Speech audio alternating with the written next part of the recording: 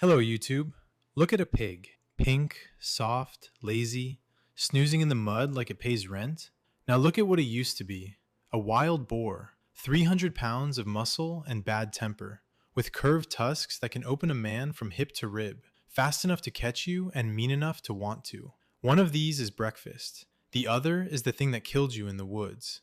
Same animal. So how did our ancestors take the deadliest thing in the forest and turn it into bacon? Short version, they didn't. Not on purpose.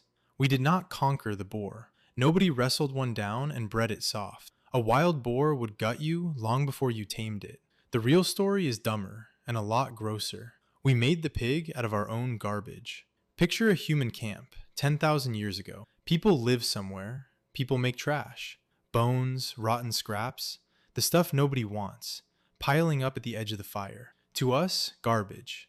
To a boar, a jackpot. Free calories, no chasing, just sitting there in a heap. So boars crept in at night to raid it. Most couldn't. Most were too twitchy, too furious, wired to bolt or charge at the first whiff of a human. The only ones who could sit near people and eat were the calm ones, the freaks. The boars born with a little less panic and a little less rage in them. And those freaks ate better, survived better, had more piglets, who came out just as calm. Nobody planned this. The garbage did it. Season after season, the trash pile quietly sorted them. Nervous ones back to the forest to stay wild, mellow ones staying by the humans and breeding more mellow ones. We were not taming the boar. We were leaving snacks out and letting the monster tame itself. And that is what makes the pig different from almost everything else on the farm. The cow, the sheep, the goat, those we went out and took. We hunted them, penned them, broke them by force. Nobody did that to the boar. The boar came to us. It walked into camp on its own, pulled in by the smell of our trash, the exact same way dogs and cats did. 3 of our closest animal partners, and all 3 basically hired themselves. And as the temper drained away, the body started coming apart in the weirdest way. It disarmed itself. The killer tusks shrank back. The brain got smaller. The savage edge filed off with it. The bristly armor thinned into a patchy coat. The long snout pulled in. The straight tail curled into that stupid little corkscrew. The forest lost its monster. What crawled out of the trash was pink, round, and snorting. Do not let the dopey face fool you. Pigs are frighteningly smart. Smarter than dogs by most tests we have. They solve puzzles. They remember faces for years. They answer to their own names. In one experiment, they were handed a joystick and learned to play a simple video game with their snouts. We did not turn a dumb beast into food. We pulled a genius out of the woods and taught it to like us. So why did this spread across the whole planet? Because the pig is the best recycling machine ever built. A cow needs grass. A goat needs to graze. A pig eats whatever is in front of it. Scraps, roots, nuts, spoiled leftovers, things you would gag on. You feed it your garbage, and a few months later, that garbage walks back as a pile of meat and fat. In a starving world, that is close to magic. Trash in, dinner out. Nothing else on a farm turned waste into food that fast.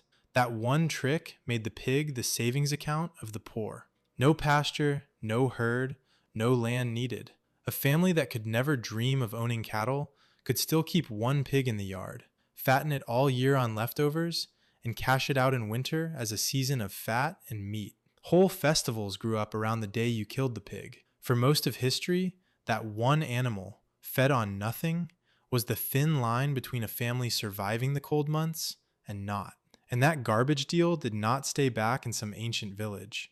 Less than 200 years ago, the streets of New York were packed with pigs.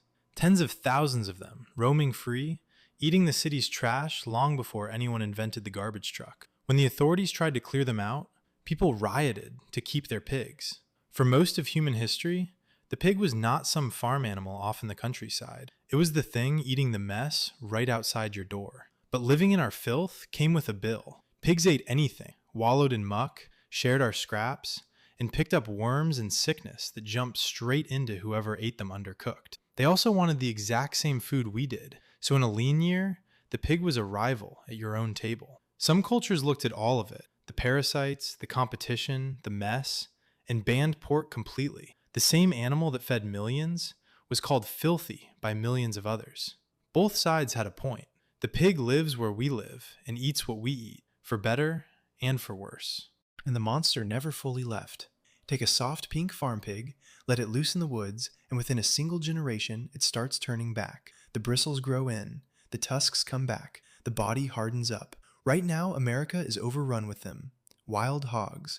Mostly escaped farm pigs gone feral, ripping up the land with tusks their grandparents never had. The pink is a costume. Underneath, the boar is still standing by. So look at what really happened here. We did not bravely defeat the wild boar. We did something far lazier and far more human. We threw out our trash and we waited. The scariest animal in the forest came to eat it, and over thousands of years, our garbage shrank its tusks, softened its body, and handed us back a calm, clever creature that turns waste into breakfast. It might be the laziest conquest in all of history, and it fed half the planet, and it did not even happen once. As far as we can tell, people built the pig at least twice, on opposite ends of the world, neither side knowing the other existed. Once somewhere around the ancient Near East, once far away in East Asia. Different humans, different boars, same trash heap, same slow surrender. The trick was so reliable, it ran itself in two places at the same time. The more we learn about them, the stranger our roommate looks. Pigs dream, they play. They can turn optimistic or gloomy depending on how their day went. Some recognize themselves in a mirror. They remember which humans were kind and which were not, and they hold the grudge. We did not domesticate a simple animal. We dragged a moody, dreaming, self-aware creature out of the forest and built our farms around it. And the strangest part is not how a pig thinks. It is how a pig is built. Inside, it is startlingly close to us. For decades, people with diabetes stayed alive on insulin taken from pig pancreases. Pig heart valves are sewn into human chests to this day. Surgeons have even placed a living pig's heart inside a human patient. The animal we grew out of our own garbage turned out to be one of the closest things to us on the entire farm. And there are close to 1 billion of them alive at this very moment. Nearly all descended from those first few boars brave enough or calm enough to eat our trash.